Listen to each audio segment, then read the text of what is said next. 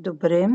А случвало ли ти се, да ти казват от, сорта на репликите: „Всичко ти е в главата, нищо ти няма, стегни се“ и как ти влияе това на теб лично?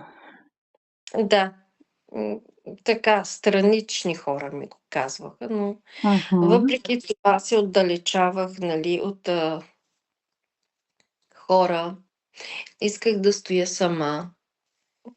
Някак си страха беше в мене роден все едно. Да, Нещо разбирам те.